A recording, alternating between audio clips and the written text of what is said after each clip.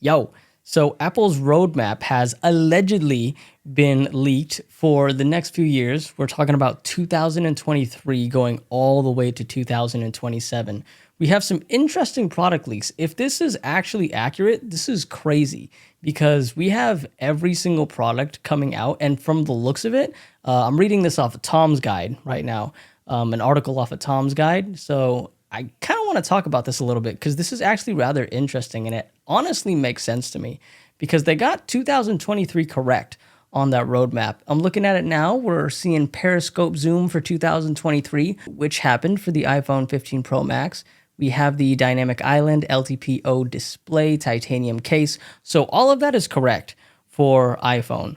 iPhones have been getting boring for me personally, which is why I upgraded to the OnePlus Open, which is a folding phone, just so I can get a little bit of variety. Because honestly, I'm sick of paying for the same phone every 2 years. I'm just going to be honest with you guys. Let's go and take a look at 2024. So we have the Vision Pro coming out, but then it looks like we have an OLED iPad. Now, it just says OLED iPad.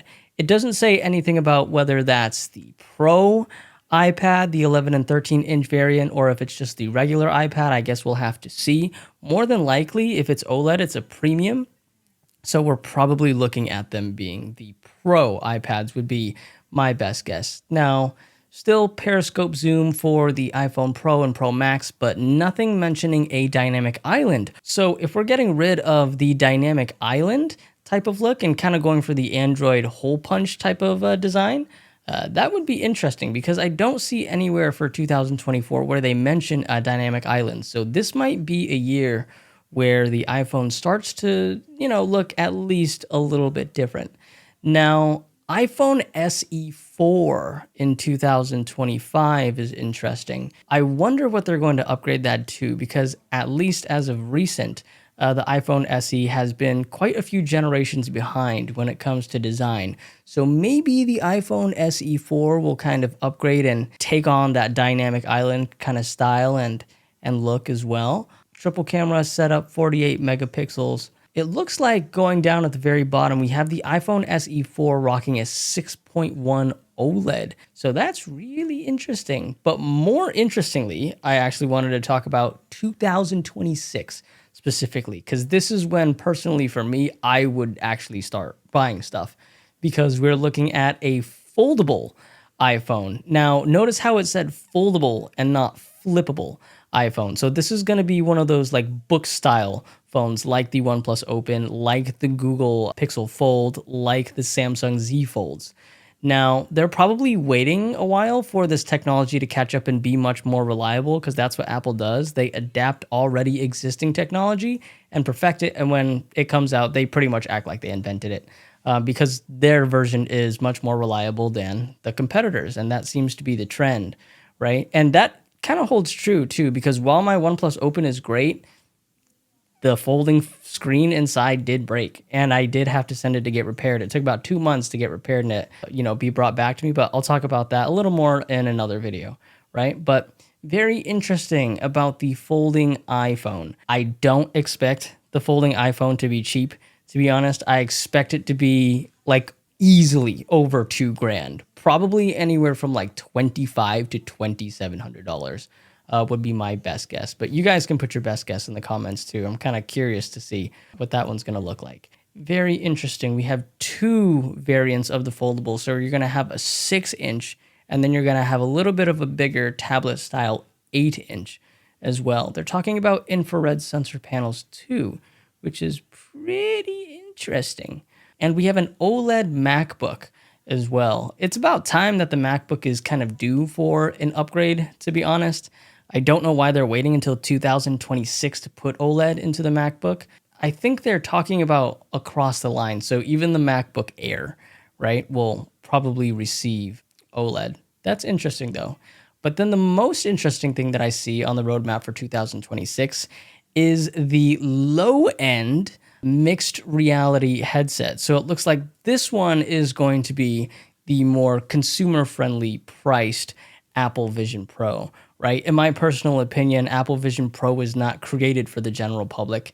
It was, to me, in my personal opinion, created for rich people to beta test it and kind of see what works and see what doesn't. And it's also mainly for developers to play with it. So moving down the line, it could be more ready for the consumer-based mixed reality headset that will be priced more affordably. If Apple wanted regular, average, everyday consumers to be able to use a mixed reality headset, they wouldn't have priced it at $3,500.